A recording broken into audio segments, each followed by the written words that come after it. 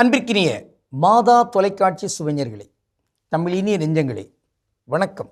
திரிகடகத்தில் இணைந்திருக்கும் உங்கள் ஒவ்வொருவருக்கும் நன்றியின் வாழ்த்துகள். இன்று மீண்டும் திரிகடகம் 21 நாம் நிற்கிறோம். 3ஆம் கருத்தினை இன்று ஆய்ந்து பார்க்கிறோம். நல்லவர்தம் கொள்கைகள். வருவாயுள் கால் வழங்கி வாழ்தல், செரு வாய்ப்ப செய்தமை நாடா சிறப்பு உடைமை, எய்த பலநாடி நல்லவை கற்றல், இம்மூன்றும் நலமாட்சி நல்லவர் கோள். எய்த பலநாடி நல்லவை கற்றல். கோள் என்று சொல்லப்பட்டிருக்கிறது. கோள் மூட்டி விடுறான் பாரு என்று சொல்லுவாங்கல்ல. கோள் என்றால் வேறொன்றுமில்லை, கொள்கை. கொள்கையை மூட்டணும், தீ பற்றி எரியட்டும், கொள்கையை ஊட்டணும். தாய்ப்பாலை போன்று இந்த கொள்கையை ஊட்டிக்கிட்டு இருக்கணும். ஆனால் கோள் மூட்டுறதுங்கிறது அது ஒரு தவறான சொல்லாக அதை பயன்படுத்தப்பட்டு இருக்கிறது.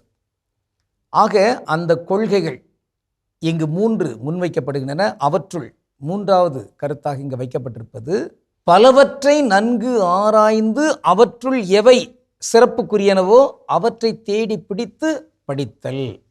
சிறப்பாக நூல்கள். ஆக தேடி செல்ல வேண்டும், தேடி சென்று அங்கு தேட வேண்டும். நாடுதல். நாடுதல் என்றால் ஆய்ந்து பார்த்தல். நூலகத்தை நாடி செல்ல வேண்டும், நூலகத்துக்குள் நூல்களை நாட வேண்டும். அந்த நாடிங்கிறது அருமையான ஒரு சொல். வள்ளுவர் ஒரு குறளில் இப்படி பதிவு செய்கிறார்: நோய் நாடி நோய் முதல் நாடி, அது தணிக்கும் வாய் நாடி வாய்ப்பச் செயல்.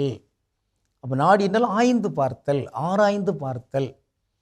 அதை இன்னொரு நாடியும் சொல்வார்: குணம் நாடி குற்றமும் நாடி, அவற்றுள் மிகை நாடி மிக்க குழல்.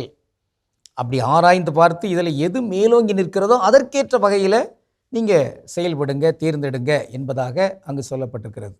இங்கே நூல்களை நாட வேண்டும். ஒரு பாட்டு ஒன்று தெரியுமா? நாடு அதை நாடு, அதை நாடாவிட்டால் ஏது வீடு என்று. நாட்டை நாட வேண்டும். அதில் 2 பொருட்கள் இருக்கின்றன. ஒன்று, இந்த நாட்டை நீ தேடிச்சல், இதுதான் தஞ்சம் அப்படி என்று இருப்பது. இன்னொன்று, நாட்டை ஆய்ந்து பார். இந்திய துணைக்கண்டம் என்று சொல்லப்படுகிற இந்த நாட்டை நீ ஆய்ந்து பார். இங்கு இருக்கிற தமிழகம், தமிழ்நாடு என்று இங்கே இருக்கிற இந்த மாந்தர்களுக்குரிய இந்த நிலத்தை நீ ஆய்ந்து பார். இப்பொழுது இருக்கின்ற இந்த இடம் என்பது சொந்த வீடா வாடகை வீடா, ஆய்ந்து பார் என்கிற இந்த கேள்விகளெல்லாம் கொடுக்கப்படுகின்றன.